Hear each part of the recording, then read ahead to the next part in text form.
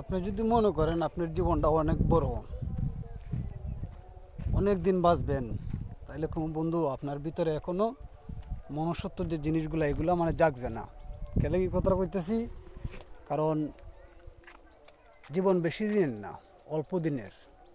আর অল্প যে কটা দিন থাকেন সুন্দরভাবে বাঁচেন, সুন্দরভাবে জীবনটা তৈরি করেন। জীবনে কত ধরনের ঘটনা ঘটবে, মানে অনেক ধরনের সমস্যা সংকট, মানে অনেক ধরনের বিভিন্ন দায় ঝামেলা আইব, কিন্তু আসলে ডরাইলে কাজ হইবে না। সঠিক সময় সঠিকভাবে পদক্ষেপ নিতে হইবে। আপনি যত কিছু ভাবেন, মস্তিষ্ক যে আছে আপনার, মস্তিষ্কের চেয়ে বড় খেলোয়াড় আর কিছুই নেই এই দুনিয়াত। এই মস্তিষ্ক আপনি যেইভাবে খাটাইবেন ও এইভাবেই খাটবো, তবে সেইটা ভালো যুক্তিতে, ভালোভাবে সিস্টেম করে বুঝে শুনে যুক্তিতে ব্যাটার মতো খাটাইবেন না। আর যদি উল্টাপাল্টাভাবে খাটান, তাহলে উল্টাপাল্টাভাবেই মনে করেন যে আপনি ধ্বংস হয়ে যাবেন। আপনি এটা খাটাইতে হবে সঠিকভাবে, সঠিক সময় সঠিকভাবে, মানে পদক্ষেপটা যদি নেন, তাহলে আপনার যত সমস্যা যত কিছু হোক, মানে এগুলো সল্ভ হয়ে যাবে।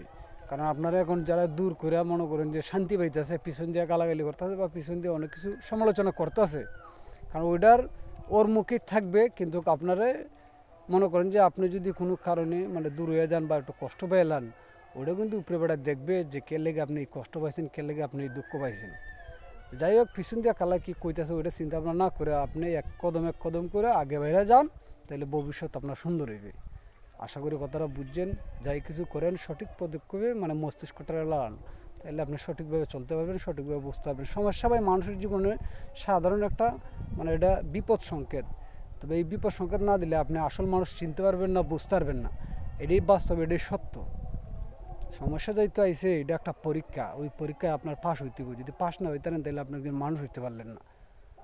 তাইলে আপনি একজন মানুষ হইতে পারলেন না, তাইলে গরু আর মানুষ কইতো না। আশা করি কথাটা বুঝছেন। ভালো থাকবেন সবাই।